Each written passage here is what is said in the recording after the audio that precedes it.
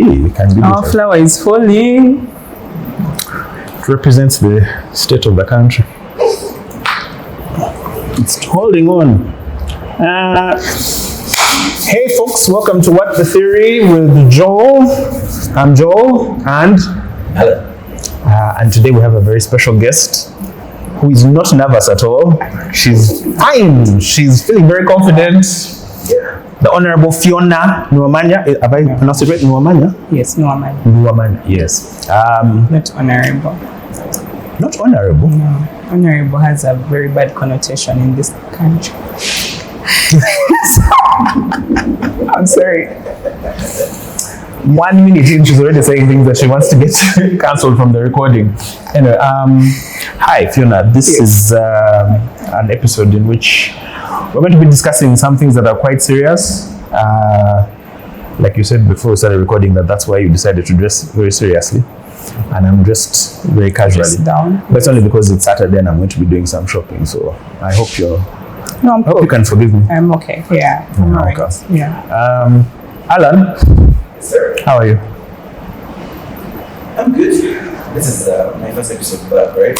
Versus the thing. Welcome Let's see back. if people care. It's usually the PPJ fans who care. Okay. Here they come for matter. They don't come for the people. They come for subject matter things. Yeah. Fiona, would you like to introduce yourself to our lovely audience? Colleagues, fans, Comrades. subscribers. Yeah. Hi, my name is Fiona Nuwamanya. I am a Ugandan by birth and naturalization, Yeah. that counts. Both. Okay. And I am a finance professional, mostly what I'm known for. I love traveling. It's what I love to do in my free time. And exploring new things. Yeah. Okay, today we'll explore some things together, hopefully. I know we were talking about why I reached out to you to talk about this subject. And for the people who are watching, right now we are in the month of November, coming to the close of 16 days of activism, which is trying to put a spotlight on gender-based violence. And I think the reason for us doing this podcast, for us to have a conversation, is particularly to see an aspect of gender-based violence that rarely gets talked about, but it's largely around what happens in the corporate workplace, what the culture is there, how things are dealt with, how violence even doesn't always show up as physical threats, as the physical embodiment of violence, but like things that can have a violent effect on people. You mentioned that you've been working in the finance space for a while. Yeah. Finance guru. What's your experience been like when it comes to gender in the workplace? Has it been something that you've had to address? Is it something that you've personally seen or seen other people trying to get into the profession? Because at least when I was in school doing finance, my class was about 90% male. Oh. Yeah, that shows how old I am. 90% male, and there was this stereotype that if she's going to be good at numbers, she's going to have to be really tough, she's going to have to be really strict. And that wasn't my experience of the ladies in the classroom at all, but that thing was always in the air. So I'm wondering if what's been your experience? Workplace, in school. So one of the girls who were lucky to get the 1.5 points when we were going to the university. So, was it 1 point or 1.5? 1.5. 1.5, yeah, for the non-Ugandan viewers. I'm sorry, yes. There was an extra point given to girls during my time who were going to the university. And to encourage, of course, more girls getting onto government sponsorship and doing higher learning. Yeah. And it so happened that in my class at the university, we were more ladies than men. I am not sure though whether it was because of the point, but I suspect. So there's been a lot of efforts, I think, in this country in improving, I don't know whether it's called gender equality, both in school, but also because of the increase in number of girls in higher learning, there is increase in number of ladies entering the workforce. now compared to many years ago. Yeah. So, but gender has never, until maybe when I became a leader, is when it became a thing. But before, I mean, everyone is just bashing, doing their work, making their paycheck, and going home. But that is my experience, maybe not so everyone's experience. I know girls with whom we joined the workforce, and then immediately as they joined as an officer or a low ranking officer, and then you start getting, issues with a certain boss or so those kinds of issues started coming up, and we would hear about them, but you wouldn't maybe think too much about it. Okay. My experience in that is I've been working in startups and then large corporate environments later. The one thing that I found in the startup space was everybody was getting equal amounts of shit. So whatever needs to get done, you have to do it, like you're just running around. That is true. And there isn't much of a structure. So a culture sort of develops on how you engage. Yeah. And then sometimes when that pivot starts, like let's say you've now gotten your funding, now people are trying to look at how are you going to put things down. That's when I think I noticed that certain gender issues then started coming up. For instance, where I used to work, there were 3 young mothers who were also working, who would have appreciated the option of being able to say, can we have a room where we can breastfeed? Yeah, we can breastfeed and take care of our children and also be able to do our work. Now, when you sit in the boardroom, people are saying, but no, that's a luxury for us to put forward. And I couldn't understand those 2 points, because I mean, if you're trying to make it easier for someone to be present, to be able to work and deliver, I think ultimately that should be productivity. But because it's not a personal problem that us as the guys in the boardroom were facing, it was already not something that could be brought up. It took a lady in leadership having to mention that. And I think for me, what I noticed is it's never a pretty thing when you're the one who's trying to change things, trying to change dynamics, because then there's a lot of pushback. The aggressor. You become the aggressor. That's why he's always saying, what gender, Was that what you meant when you said that when you got into leadership, there was a certain bit of pushback, or it was more... you're more aware about what this whole thing is, or the extent to which, because if someone comes to you and says, my colleague said this to me, and I don't feel okay about it. Before, you didn't think, I mean, okay, I'm sorry, this is like lunchtime talk, and then that's it. But as a leader, so do you keep quiet? Do you do something about it? And then there's always those spaces where you're in a situation where, am I the one who wants to bring this to the management team? Like, why me? Like, why do I have to come and mention this? So it's, and I think that every time an incident happens, or you're caught in between some gray areas, you have to seriously reflect on your steps, especially as a leader. You can't just ignore or go forward with a lot of fire, or like you really need to think about what you're going to do next when you identify some of these issues in the workplace. But I guess you never got the label of this is the aggressor, or for her she's always going to bring up these things. I think there's a lot with gender-based violence. People think about it mostly in terms of, when you say sexual harassment, it's always the boss is harassing that. But I think it's more than that. There's also junior members of staff who harass their bosses.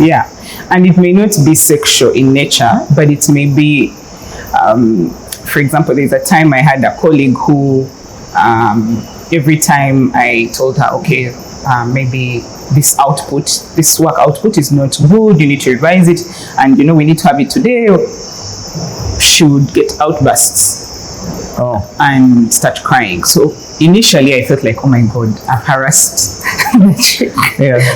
but I started paying attention and noticing that when other male colleagues of the senior management team would give her feedback, she wouldn't react like that. So,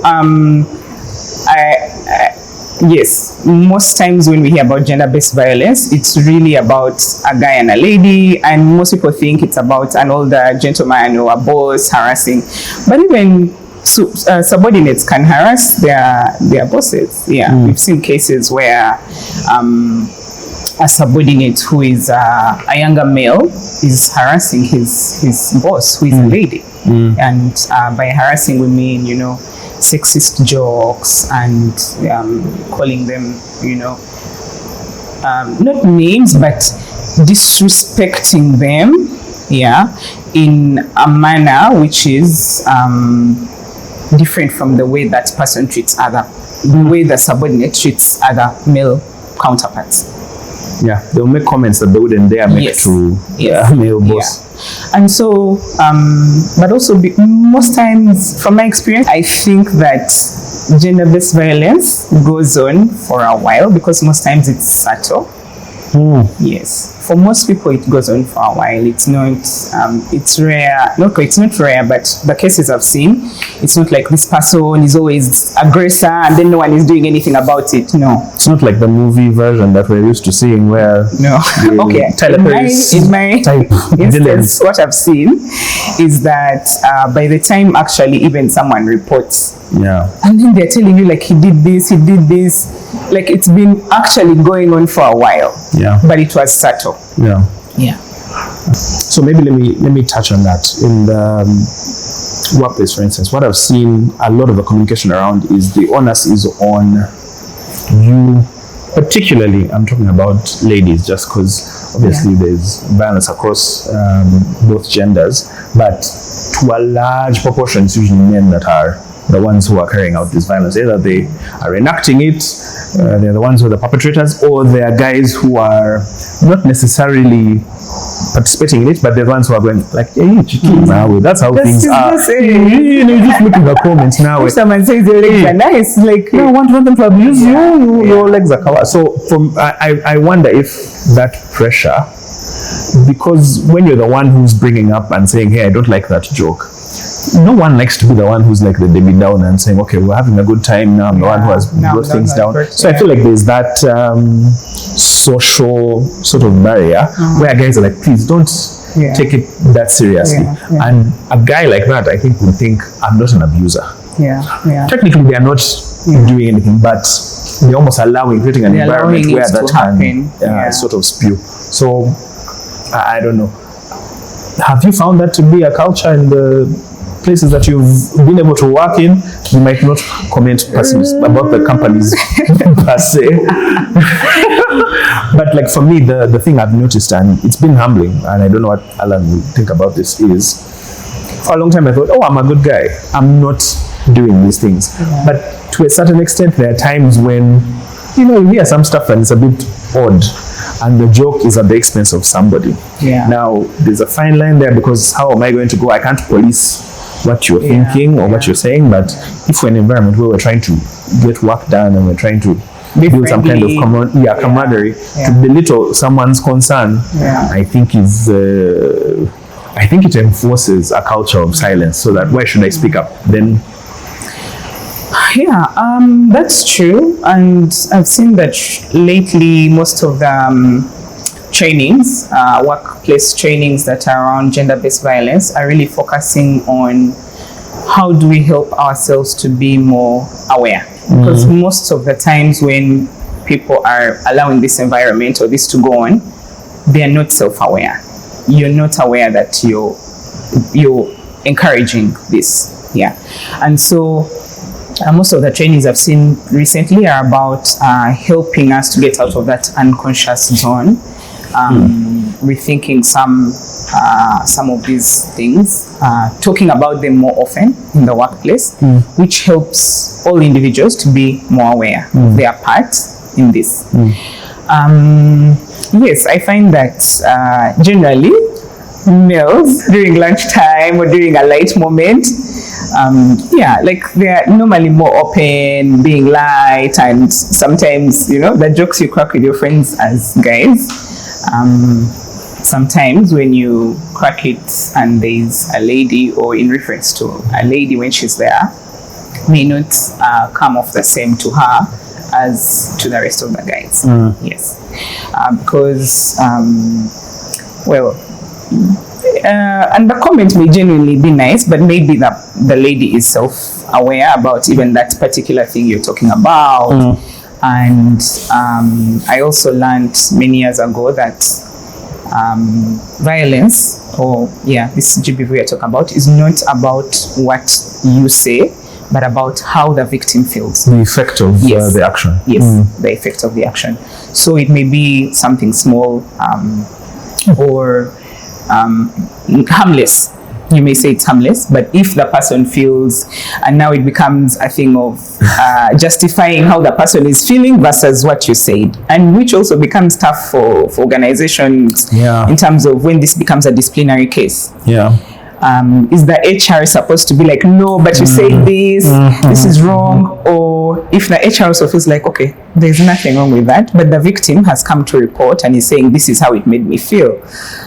How far do you go in ensuring that both these two people get a fair outcome of the case? It's tough. I remember a time when one time I was involved in something similar where a colleague reported that another colleague was harassing another colleague. So it's a third party report saying, no, like, how could you say this to her and she's keeping quiet? Yes, like this is disrespectful, this is abuse. And these days we sit, many people sit in, open plan offices. So like you're sitting here and then you shout a comment across the room and then everyone laughs and the lady keeps quiet. But someone else is like, no, this is not right. And so what do organizations do when actually they're faced with these incidents? Or what do you as a leader do when you're faced with these incidents that are not really, sometimes they're black and white, sometimes they're not really black and white, they are gray. Because in such a case, you're supposed to go to the victim who has not reported herself as a victim, ask her if she feels victimized. If she says no, ideally it should be closed. However, you could take the opportunity to use that as a learning for the rest of the organization. You can talk to the aggressor or the person who is doing this act and tell them that, okay, the victim does not feel victimized in this case, but people may perceive this way, and this is how it got reported. So maybe just generally inappropriate. Inappropriate. Okay. Alan, do you have? I remember dealing with an issue like a year ago, maybe. I mean, open space, young graphics designers, you want to keep them like they're playing music, they're always in banter. And then we hired an accountant who was a lady who... Okay, I mean, it was mostly, men in that environment. Then we brought in a lady, and then I was worried whether she would fit into that environment. Because the guys have like dreadlocks, not that it says anything about character, but they want to be in that like vibrant kind of space. But it flipped because she was the ruthless one, like when it came to banter. No, she could take it and then she could dish it back to the point where by now it offended the other guys and it became personal. So like it was a learning point to think I had to protect the lady, but now I had to switch. And then she was like, let me terrorize. And she took it like, again, not in a bad way, but like she really took it home. Saying the guy with dreadlocks comes from Makindye, because that's where most musicians come from.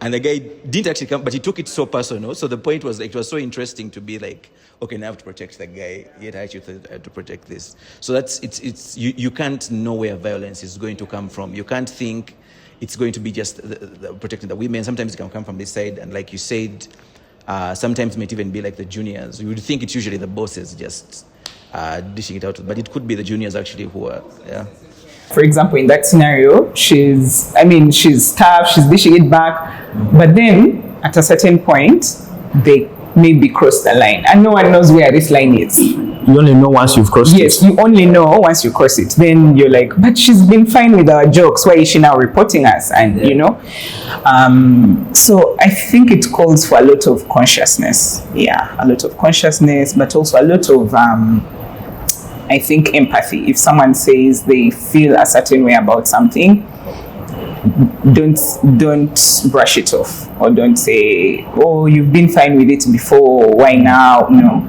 Yeah. And that's why it's really challenging to be an HR in a way, and that's why eventually they always switch to the point of let's protect the company. Because I mean, I always start off with like, this will be free, you can do what you want. Yeah. That's if people are not going to be in the same place. It's like everyone sees things Differently. Yeah. You just have to be very, very cautious. Yeah, I think to your point also, it's a hard thing to pass, but you had mentioned it. How far does an organization have to go to make sure that you feel comfortable? Yeah. So on the extreme end, it might be, I think I've seen particularly things coming out of the West, out of America, out of England. There is this, I think, backlash that's coming towards what everyone was calling a woke inclusiveness. Yeah. Like, man, we need to have more of a male workspace, man. These things, you can't say anything. I'm going to be cancelled. Like, I see that, and I don't want to be too quick to dismiss it, because obviously when you're trying to learn something, it's a social thing. It's not a perfect science. Yeah. So for instance, you and I may have a relationship where we're able to talk to each other a certain way. Someone observes how we're talking and they come and talk to you and say, wait, Chichi, and you're like, you don't know me. Why are you talking to me like that, right? So I wonder about, maybe Alan, you have a point on this. Like, for me, the difficult part in being a leader was figuring out what I'm going to have zero tolerance for, and where I'm allowed to let people who've come from all kinds of homes, who've come from all kinds of expectations and what's normal. Yeah. Because if I want the behavior to be changed versus me just being right, sometimes you can just dismiss people. And because you've asked them and I've said this is the thing, it doesn't mean that you've dealt with the behavior. It's just that now the person feels you've called them out and pushed them away. It's a difficult thing for me to allow enough room that someone can hang themselves with the rope, but also say you can learn from this. I don't know how you. For those who don't know, Alan's also an HR. He has like seven job titles. Oh, wow. Musumba, camera guy, professional wedding speech giver. HR admin, all those things. It's that's why because I became HR by mistake.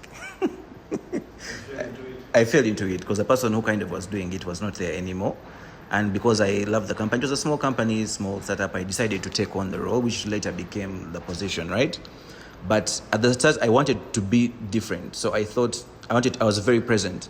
I'm very present there. I'm like following up everyone's things they're doing on a daily basis. But I thought I could control everything, but you really can't control. And that's why at the end of the day, the regulations and the guidelines are very, very important. Because I lost a very good employee, one of the best I've worked with, just because someone pushed him to his limit. And it was just a simple thing of where's my work? Where's this thing I asked for? But where's this thing I asked for? And then for him, he was a perfectionist, right? He was giving everyone their things when before they asked for them. But this in one particular point, he did not deliver because he had other things he was dealing with. But that constant daily ways this took him to the point, and he acted out. He became vulgar. He abused the lady. Did this, and even while I was following up, everything, he was on the right side until the end when he decided to. So it was hard for me to have a conversation with him of like, you shouldn't have let it get to this point. There are very many things you could have done before this, but just because you did A, B, C, D, D, I can't keep you here anymore because you did it in front of everyone saw that. That's not the culture we're trying to build. So we had to see ourselves letting go of someone who was actually one of the best we have worked with. Yeah, it was really tough, but the thing is, you ask ourselves, is there anything else we could have done to not let this get there? But it reached a point, it happened, boiling point, it's like, we just have to let you go. And then we had to stay with the other person. So it's tricky. You may think, I wanted to do things differently, but you find yourself just going back to, but yeah, what you know. But you have to be there present daily, but you're not prepared for when it happens, you're not prepared for what is, like I said, it can happen in very many different cases. So it's tricky. Yeah. I think to that comment, I've been bringing her up a lot because I'm reading her currently, Sylvia Tamale. You haven't finished the book? I'm on the second book. I have finished this guys on my case. I'm reading When Hens Begin to Crow. It's very deep, so I keep going back to it. That's why he's teasing me. But now I'm on the decolonization work that she did. And at the beginning of When Hens Begin to Crow, she's almost speaking about there was a time when, I guess, gender equality meant that, you have this woman now in a position of power, which symbolically can make sense. But her question was, even when she's in that space, does the fact that she's a woman come to, she has to I guess, never show fury, never show anger. Like, there are ways in which you have to comport yourself to say, I'm powerful, but I'm still traditionally feminine. Otherwise, you're seen as like a bulldozer.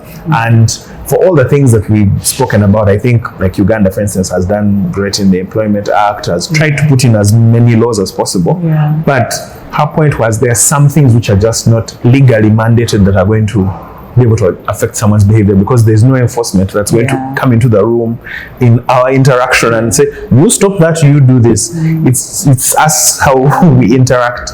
And at that point, it's when the social fabric came into play. So I used to have a boss many years ago who was she was planning her wedding at the same time as we're trying to do a rollout of a product. And I remember the absurd scene one time when she had to go on like a Zoom call and speak to shareholders. But in the back, she had been organizing everything to do with the wedding. I have to do this, I have to do this, I have to do that, I have to do that. Someone asked, like, who is the guy? You should be helping with these things. He's like, no, but that's your job as a woman. You're the one who's supposed to organize these things. So the expectation, her aunties were also on the side saying, no, we're going to take the pictures, we're going to have to do this. Like, she was driving everything to do the wedding and also running the company. And everyone was applauding her for that. And I remember speaking to her as an aside, and she said, there's some burden with having to be a strong woman, to be that Proverbs 31 woman. I have to be this at home, then this at work. If I let anything go astray, I'm a bad person inherently. Like, it's almost like, I wouldn't say men are celebrated for being deadbeats, but if you find a deadbeat dad, it makes a lot more sense than a deadbeat mom. Women are just judged more harshly. Yes, that's the point. Like, there's a much harsher judgment. Yeah. What's wrong with me? You know, I learned recently that some of the new forms of this workplace gender-based violence is with the increase in, virtual working from home. If this, for example, is your space when you're working from home, and when you turn on your camera or your video, and if a lady turns on her camera and her background is, like it's not cluttered, but it's not looking prim and proper, people are like, women, like, how can her house be like that, which no guy will get judged for that. They're just happy that the guy's not living in his tie. Okay. So, we need to be very careful about even the things. I find that we're moving into a world where you have to be very careful about the thoughts you have and then let out. Because, if you're on a video call and then I sing your house is, I could be, hey, cover call, or, but I wouldn't, for example, say that for a guy. And then would I be considered to be, I don't know. I think that's the thing. We don't know, and it's fine to not know, which is why I'm saying I think probably there needs to be that gray. Like in that scenario, if you made that comment, they used to say this, I think, in church, which is we're trying for communion, and communion means that they're going to be different people with different walks of life that you can bring into the fold. So you're calling them in rather than calling them out. And perhaps because it's online, and I understand why online discussion takes that tone that it has, because there's real damage and real hurt that is being done, right? So you can come up and then say, hey, this is completely unacceptable, which I agree with. But then in your everyday, if I'm going to see you on a daily basis, how do I interact with you in such a way that, okay, I want to change your behavior? I might not be able to change your attitudes or the things that you think, because I think it's very hard to change the way an adult thinks and behaves unless they want to. The only thing you can do is create a space. Like here, for instance, no one has ever walked in and decided to just start smoking. Just because we've lived in an environment where it's not acceptable, you don't have to go over there. Whether you smoke or not, that's your own thing, but it's a public space. So I figure the thing that we're trying to understand now is what counts as violence. For me, one of the things is the silence that I might be participating in when I see something happening, and it's not my problem. It's not my problem. Say something. So you keep your head down. But you wait until they bring it to me. I'll do nothing. And I think there's something in Ugandan culture. I don't know. Maybe this is even from the way we are in school. Like, you don't have to be a snitch. He's always reporting. There's a thing of snitches at school. They used to pour water on their beds. So schools are tough. What are you saying? You guys are much harder than we are. You learn how not to be a snitch. Otherwise, you're going to go back to the dorm in the night and you have to sleep in a wet bed. But that's just. I think that workplaces have become. First of all, they've become very polarized. People think that you have to be either against not against. Like, you have to be very all the time looking out for gender-based cases or violence if it's happening to someone, or you have to be like one or the other. And there's so many, I feel like workplaces have so many gray issues, gray areas. But also, people treat, when we talk about workplaces, earlier as we were saying, when we talk about workplaces or what is happening to you at work, you don't think about it in the same way when you think about your helper at home, because that's her workplace. So if there are things that happen to you at work and you don't like, are you attentive to make sure that you're not doing those things to your helper at home? Because then we are just don't hold your face.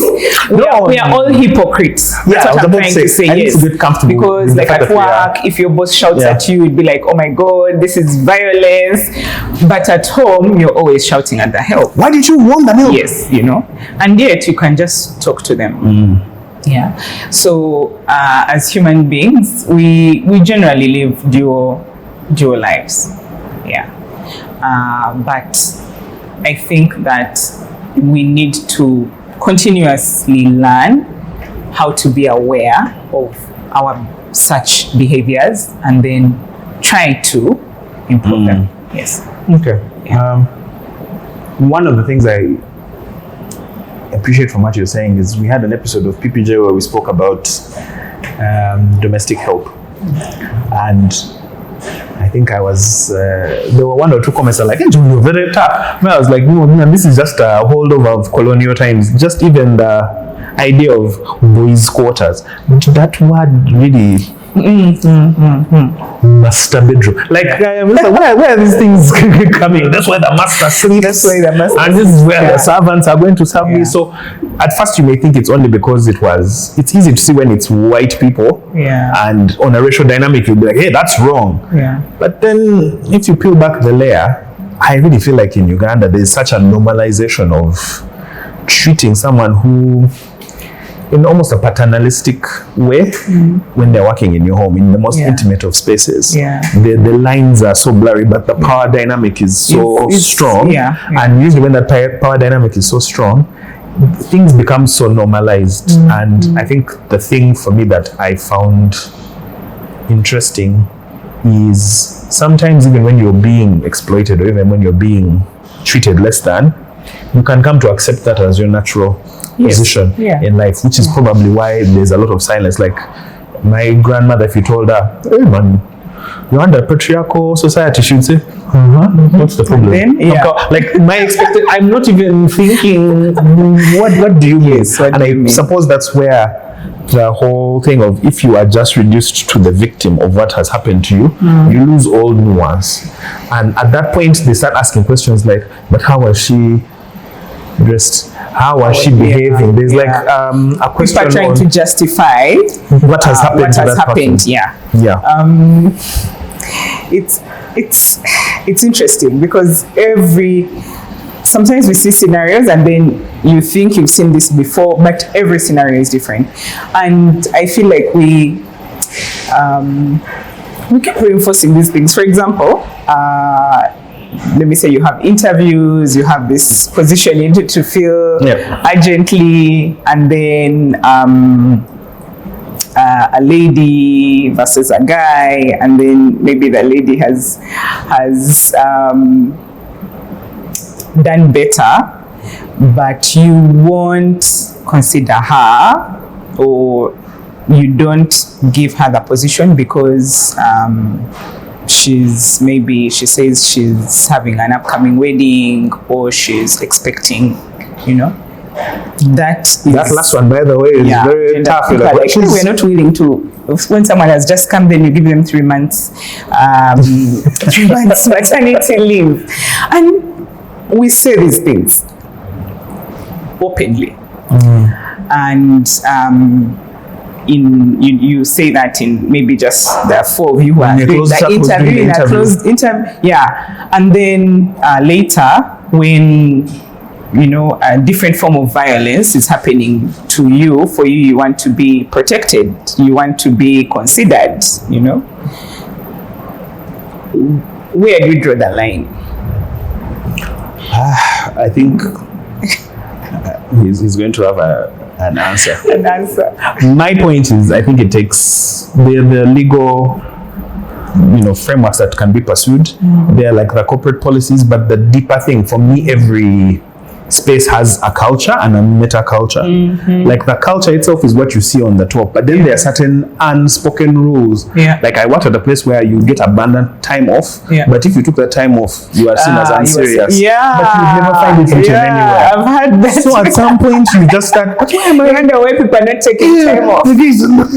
People not taking leave. What's going on? The leave is there, but quite it's there, and you can you're not and supposed to enjoy it. I've worked in a lot of spaces where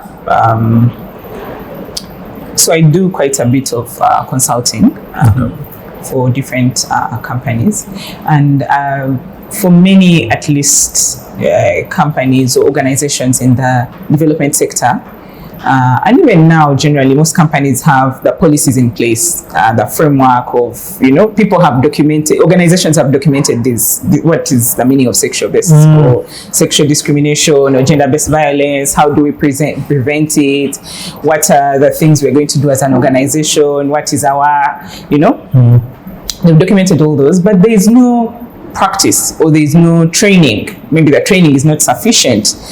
Ideally, with this kind of issues, you're supposed to, or this area, you're supposed to do refresher trainings very frequently to ensure that everyone understands it is reiterated, so that when an incident happens, people don't say, I didn't know. Yes. And that is why, even after those trainings, you have to make sure people sign they are, I have understood this policy, all my questions have been addressed, and because sometimes we've seen this now, especially in the Western world, ending up in court, as a legal. So if you don't have, as an institution, organization, if you don't have your documentations, done right up until whenever an incident happens, you could end up, in a very bad place. In Uganda, yes, we have all these policies, but we, even when we encourage people to report, for example, you find that the percentage of reported cases or incidents is really low compared to what we know as the prevalence. Because people fear to, one, there's shame. There's a lot of shame that comes with this, and not only for women, even for men. By the time a gentleman goes to report and say this lady is harassing me, I can't imagine what it has taken to get out of yourself to go and say that. And then there is the fear that the organization doesn't take these things seriously. Yeah. That one. Last time when, this person reported, how did they handle that case? It was just swept under the rag because the aggressor was her boss. So maybe we've seen incidents where the boss in this case is moved to a different department, especially if it's like a big organization. Yeah, because you don't want to lose the person, and so it's hush. Are you talking about the Catholic Church? No. That's why they will move people around. Anyway, I haven't worked. Large organizations. Yeah. So.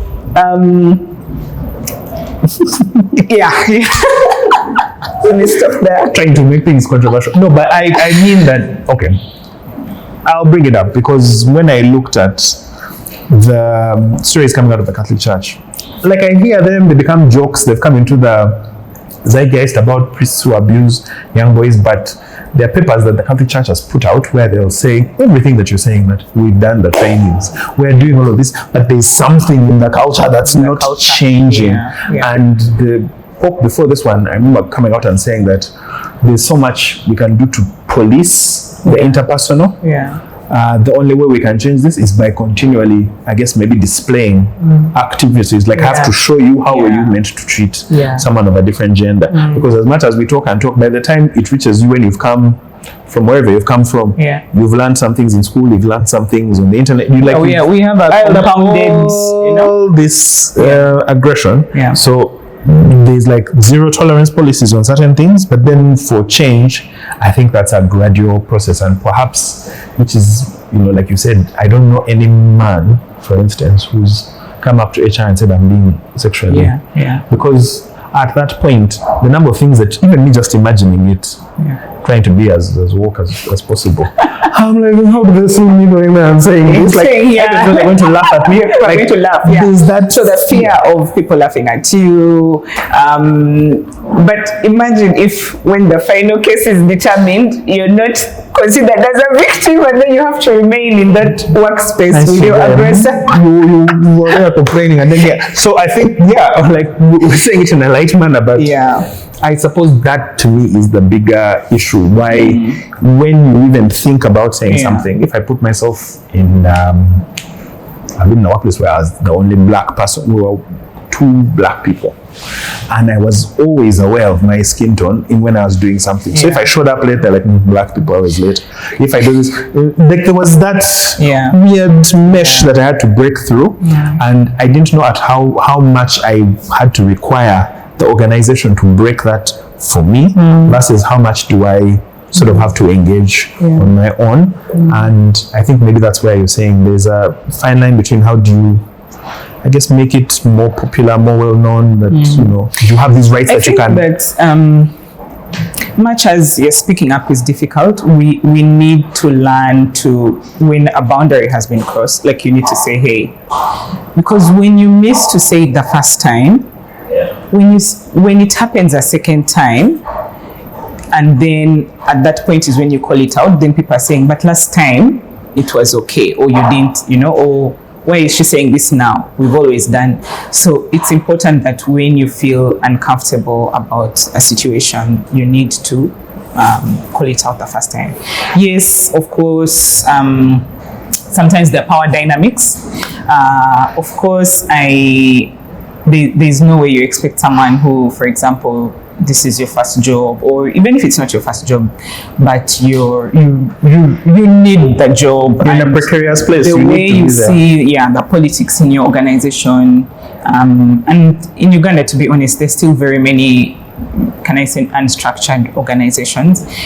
So yes, there are organizations that don't have an HR. So the boss or the boss's colleague, another member of senior management, is, for example, harassing me, but I can't tell the boss because he's not independent, and he'll probably not do anything, or I'll lose my job, I'll not be renewed. The fear of all those things.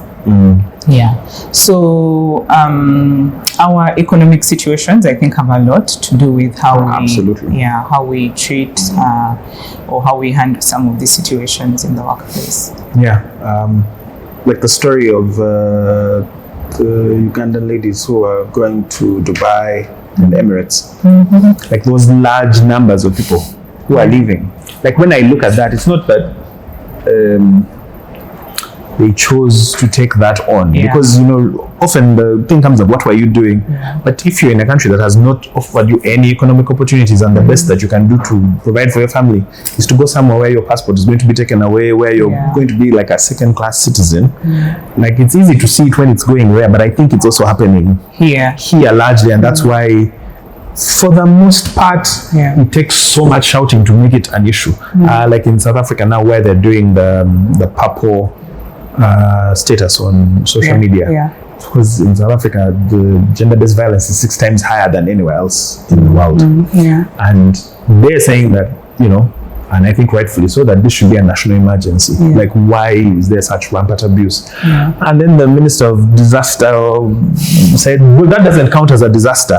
And so then they look through the thing, it's not a pandemic, but like, no, it's localized or general that is affecting a specific group of people on a consistent basis. And there's such pushback because I don't know, I feel that sometimes when we talk about the gender-based issue, there is gender dynamics that people want to protect, and a lot of it is I think very traditional stuff of women should have their place. And now we've brought you into the workplace. I think right now the workplace is mixed with, because we come to the workplace with our culture and our upbringing. So if your dad, for example, used to be the maid, and that is what you've seen, if you come to work and the boss is threatening to beat you or is shouting at you, almost becoming physical, you almost would see nothing wrong with that.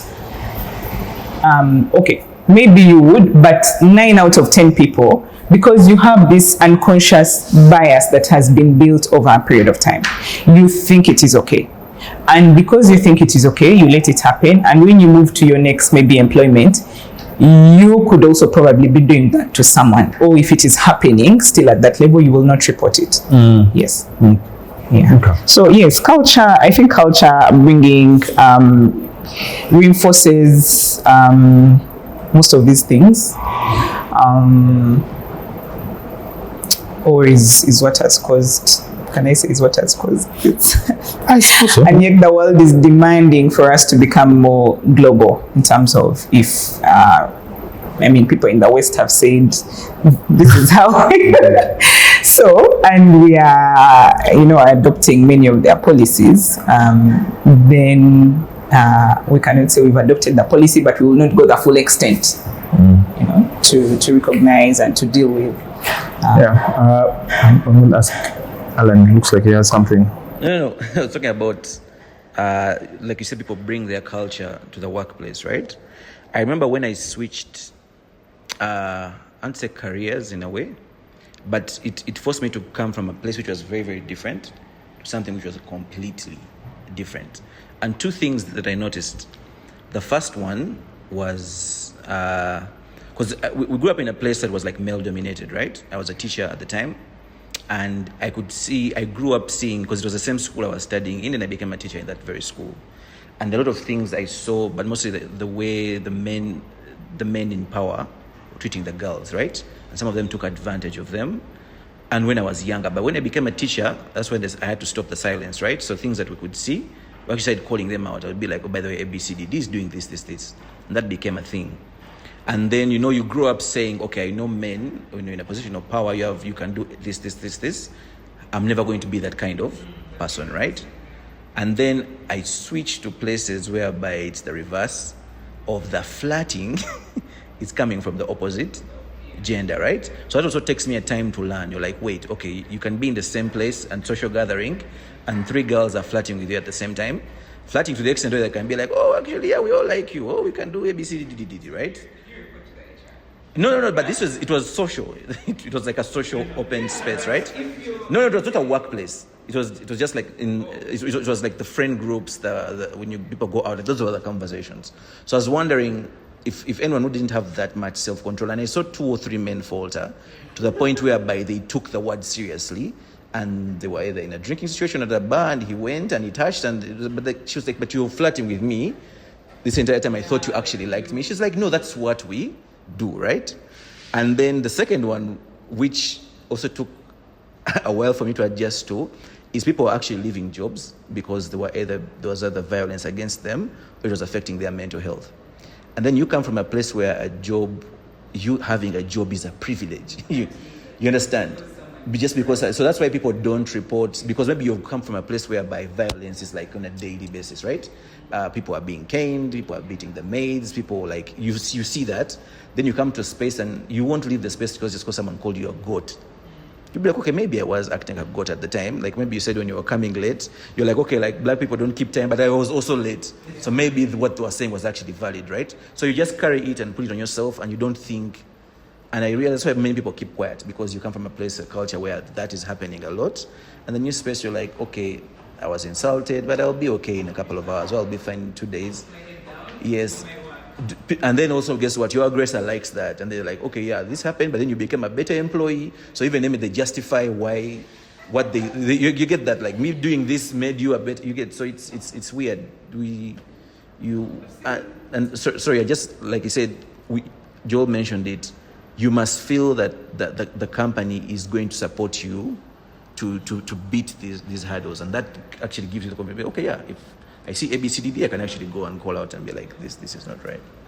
I'm laughing because I'm thinking of a situation where a friend of mine who is an HR actually wanted to leave the organization at some point because there was violence against her, and not this. Like she was asking, interesting questions to management, and then they started like sidelining her. Her boss started like sidelining her. They don't call her to some meetings. So I'm thinking, okay, the HR is supposed to be going to. He's also going through something. Yeah. And then she cannot stand up by saying, like, this is wrong, So I think that these, like, we really need to have these conversations seriously at workplaces. Because if the person is supposed to protect people themselves is also, I mean, we've seen, I don't know, there's this concept I've heard called genderized bullying, where people in the workplace make fun of you because you're doing a role. Maybe you're a guy, you're doing a role that's primarily for women. So you're a nurse. And so people are always making fun of you. Or because you're a lady in a male-dominated industry, maybe you're the only lady in the software developers team. And so people make, remarks, which may not be bad, by the way, but it's bullying. If you consistently say, this one is like maybe like, and you're trying to equate her to maybe, or to say she's like a man, and she would not appreciate that. Just because she's working with software developers and she's the only lady doesn't mean, but this has made workplaces very, like, everyone is tiptoeing around said, okay, many people who at least are aware, have become aware, are really trying to tiptoe around this. Like at work, you don't know what to say, what not to say. You don't know if you should go for lunch with colleagues because, you could end up on the wrong side of, I once had a story, a guy I had met somewhere on an assignment. And when I next asked about him, they told me when he was leaving the country on that assignment, he sat next to another colleague on the plane, and then he started asking her about her family. And when she got to work, she reported that, he violated my personal space. And he kept asking about my family, and he was, insistent, how many children? Oh, can I see photos? And she reported that as a violation of her personal space, and the thing was investigated but the guy eventually had to leave. So how do you know whether you're supposed to be having chatty chats with your colleague when you're going home on a flight? Or should everyone just put on their headphones? And there's a lot to... That's a challenge for the CEOs who want to create the environment of which all family, we're all... that's a challenge. And then not everyone wants to make the workplace a family, sort of thing. But then... how do you do that without opening yourself up to some of this that we're talking about. Yeah. No, I think that's the crux of the thing, because a lot of the time, I don't know how to put it, like for a long time saying colored was the right way to say this person is black. It's black. Now they say people of color. People of color. Like the social fabric is always changing, it's always shifting to be more accommodative, to be more comfort inducing. And once you have found that, man, we are comfortable because the culture has already said this is okay. So now you have this place at work which is saying, hey, don't do that. So the experiences of these guys are overthinking about it, and then that's how you start tiptoeing. That's why I think only a top-down approach doesn't really work. Like, it's like a teacher going up and saying, you guys better read. Like, it may have been a backbencher before. That information is not coming to us. It's just like, I just don't want to get into trouble. But the way I can engage, I think number one, for me, what I've seen is men actually having women as friends. There's a very big gender divide. Like, there are a lot of men who desire women but don't have women as friends. Like someone who they can speak to, listen to, don't even read literature that comes. There's a very gendered way in which content, and even when we talk about gender-based issues, all the time they're like, oh, those are the ladies we're talking about. Those are ladies things. You know what I mean? Like, it's already put into a certain category of, I don't need to hear that kind of stuff. Which for me is the battle. It's the battle to say, for you to do better, you have to actively try. It's like trying to learn a new language. You're going to make mistakes. I think that's what everyone is experiencing in terms of the tiptoeing, but I don't think that's necessarily a bad thing, because in that tiptoeing you're trying to find, okay, what's the best standard, what's the best way for us to change, and change is always going to be uncomfortable. And especially if you look at popular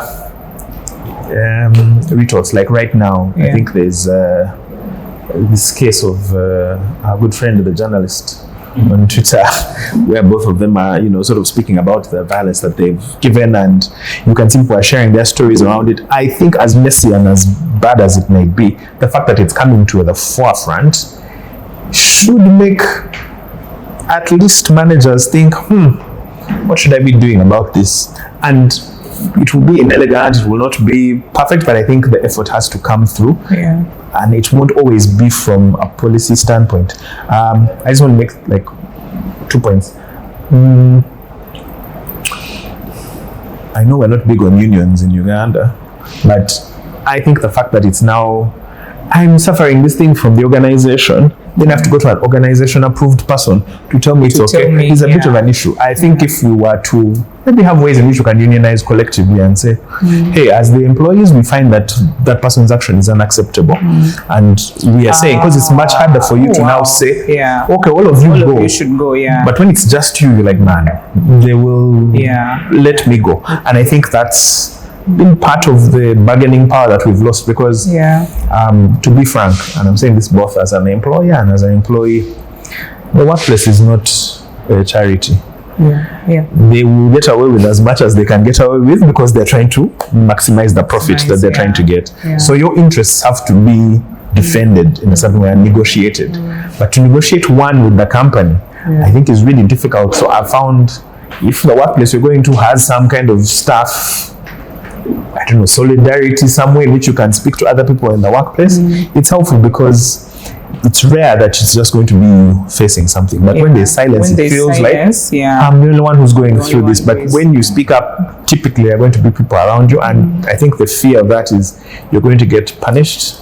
So maybe the wisdom is to do it in some ways. In organizations where, even when there's so there are different levels of, can I say, tolerance, even where there is an open culture of speaking up, but then the actions maybe do not, the actions of management or the organization. For example, if you are my boss and I came and told you that this colleague of mine, I think that the only thing that many organizations are taking seriously maybe is sexual harassment, but if I come and tell you that the way this colleague speaks to me, or I don't like him calling me, by the way, there's one time I had to go and report to the HR that a younger colleague was, messaging me in the night. whether it's for work or whatever. see why nothing new on messaging me TikTok? at 12 at midnight. Hey. Yeah. Hi, how are you? How are you, boss? And but then the HR just laughed, you know, and she didn't take it seriously. Yeah. But then when I came back the second time, because I came back, she was like, okay, this is serious, I'm going to go and talk to him.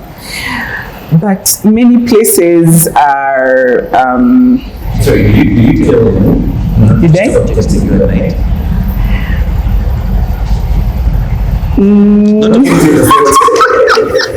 This is an example of what it's like when you come to talk.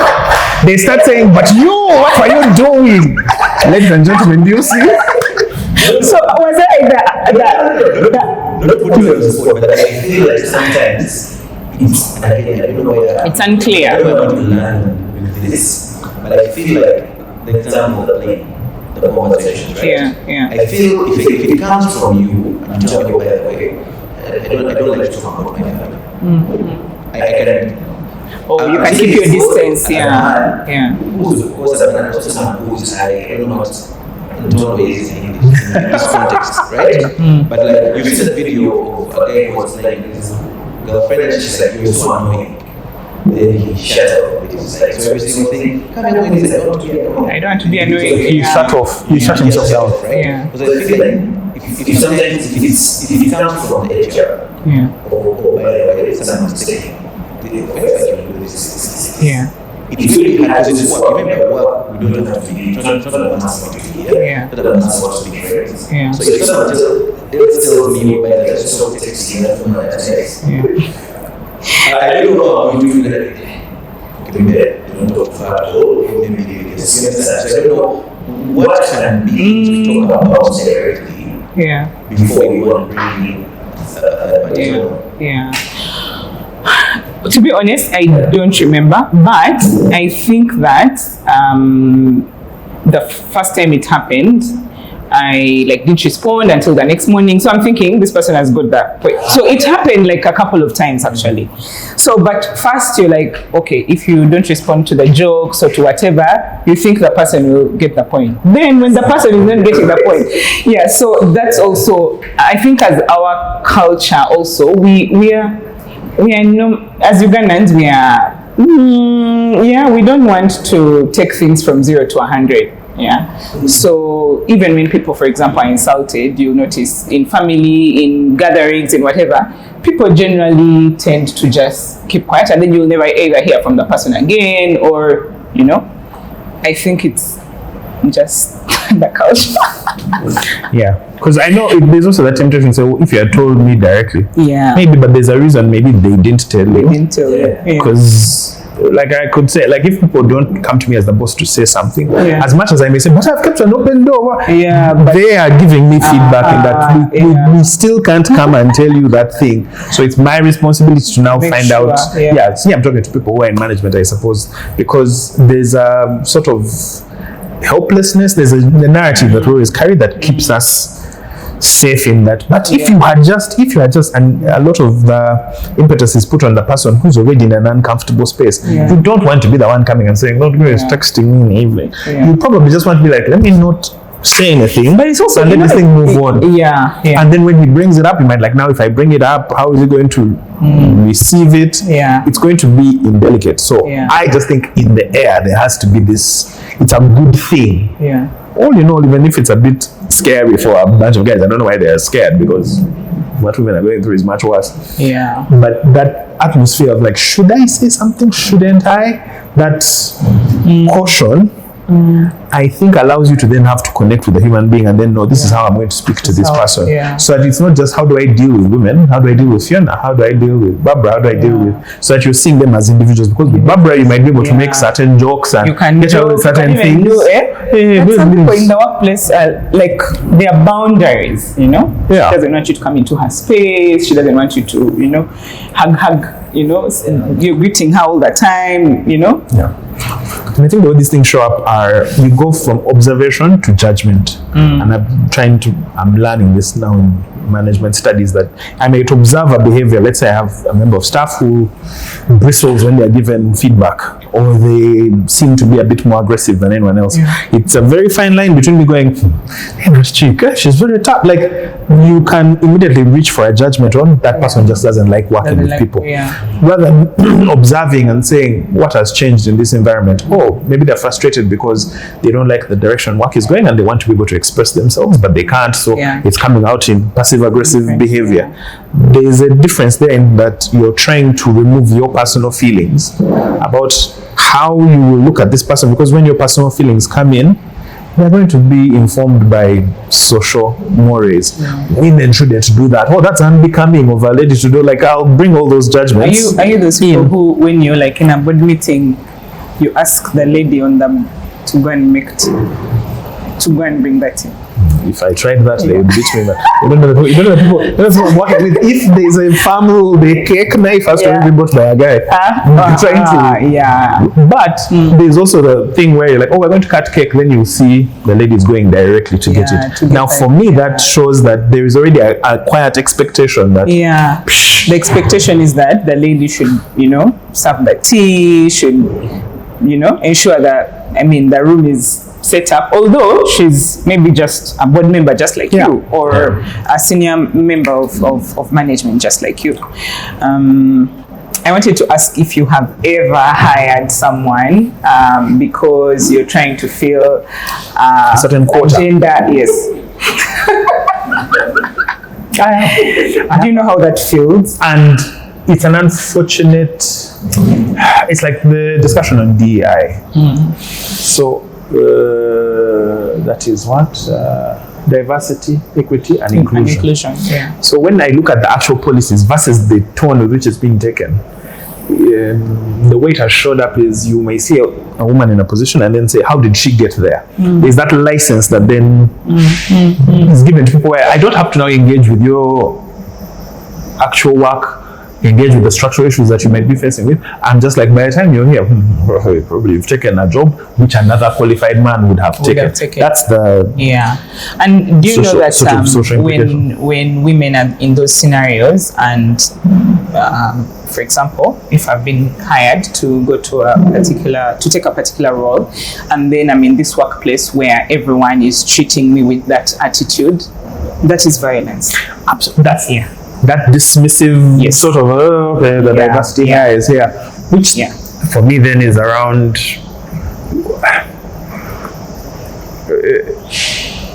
if you're trying to change, say, maybe the gender balance in your office place, you're going to say, preferably I'm looking for a candidate who's a woman, but who's also qualified.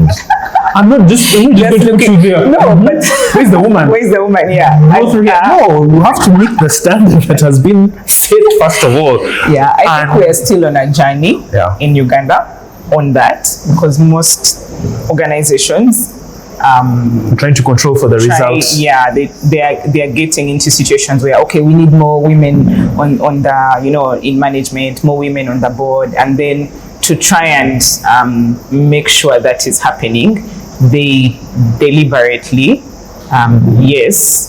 go out looking for a lady, but because we promised the board would have a lady here by this time, regardless of maybe the quality, or even if she's good enough, maybe other people don't feel the perception is always there. Is always like, no, this position had to be closed by October regardless.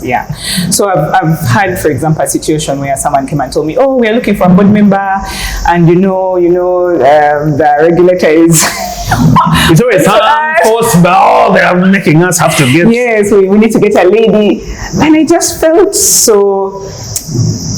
I really wanted the position, but I just felt like, do I want to be there just because I'm a lady? So those things. Okay. What a depressing turn. Is it?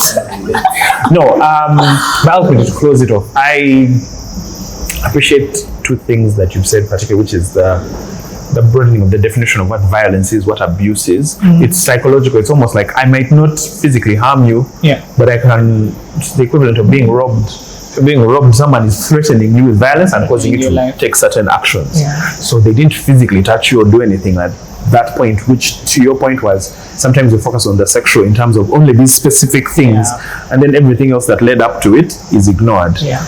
But if you want to change a problem, you have to look at where you came from that led it to arriving here. And I think there are many things that are coming up in the workplace which we can police to a certain extent. I would say there are some resources that we're going to put from FIDA, from AMWA, from SRHR, which give you sort of resources as to what are your legal rights, what should you speak up to, when should you go to a lawyer, when should you get advisory, when should you even keep these messages that come to you unwanted, because often when someone is doing something to you, you're not thinking like a detective. You're not always there saying, oh, is this what I'm going to? No. It's many times actually it's an afterthought. You're like, okay, in that moment, what should I have done when he said this to me? Because I just kept quiet, I let it happen, and maybe the person thinks it's okay, so they repeat it. I think we just need to try as human beings, I don't want to say as men or as women, to be to have moments of consciousness. Like thinking about the things we do, that's the way we behave. Normally if I have like a heated argument with someone at work, I normally go back and think, okay, did I treat that person right? Did yelling get a solution? Is the person feeling offended because if I was addressing my boss, would I be shouting the way I was shouting at her? And then I may or may not, maybe the next day go and say, hey, I apologize about yesterday, but I hope you understand that, this is critical and this is, you try to explain it away. Sometimes you may not try to explain it away. You may feel justified, and then, but you can say next time, I'll try to maybe not talk about the issue in the moment when I'm upset. I'll try to do better. So I think that self-consciousness, having moments where you think about those things and how we behave, can help us to improve and to do better. But I also think that when we talk about encouraging a culture of openness, it's not about saying it and saying my door is open, but if you, the boss, are seen to actually be open in terms of you talk about these issues with people, then people feel safe to talk about them. Yes, with you or with others. And it's through that talking or dialogue that people realize, don't allow that next time, or don't, this is wrong. This is Alan, you take out. My take is actually building on to what you said, of when you said I feel men need to get more female friends. What I want to say is, the saying of charity begins at home. But now the issue is that word home is changing. Home to us meant you're raised by your mom, your father, there was a random auntie and uncle, so like anything you saw at home. But now, today, since in the issues of gender, we are all like children, because we're all learning at the moment. There's no one who is like 30, 40 who says, I know all these things, because some things still shock you. So let it begin with our friendships. So maybe calling out to all ladies, if you're a lady, you have male friends, feel free to be open to them as much as possible.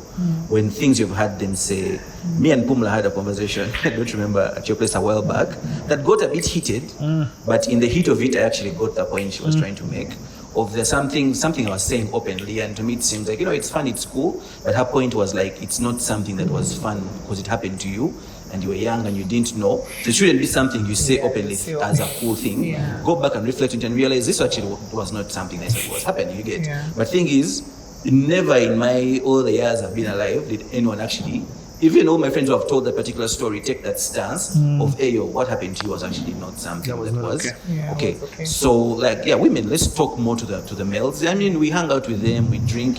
You can hear the way they talk. If it's arrogance, call it out. If they're being sexy, tell them, by the way, we've had you say ABCDD, because that's their home. That's the only place they have to learn, and then have to go and apply it the other side as well. So let's talk more to our friends, call them out, because like I said, it's easy to be called out in person than it coming from someone else telling you, oh, by the way. I don't. No. Like It's better, If but it's better. it's better, and it's easier to start from the social aspect of friends. Because if let me give you an example. Something I've been dealing with for the past month. So my friends, I'm borderline chubby. Borderline, right? No. I want the Yeah. words to be No. borderline chubby. No, but borderline in regards to people can make a joke about it, because like when you're extremely chubby, When no you one can don't say make a anything. joke, you know you're When they don't chubby. make a joke, you know it's. Yeah. But here people can be like, so like, because I've Give been me on. someone what you're eating. I've been on leave here. They say those things. My friends say, "Hey, when they saw me, hey, we thought when we saw you again, you would have lost weight because you're at home, all that." And with my friends, it's okay. But now with like family, other people, because I didn't tell everyone. But now that I'm sharing, people are like, "Oh, that's so sorry. Please mind your weight."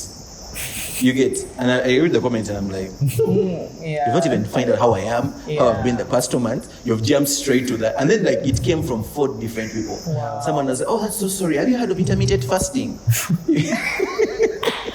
Hints are many. you get that, eh? But like where they're coming from a point that's actually a point that's valid, right? Of course that your knee is down, you're not walking. Think about this, which actually helps make it easier. They cut through the mess. Go.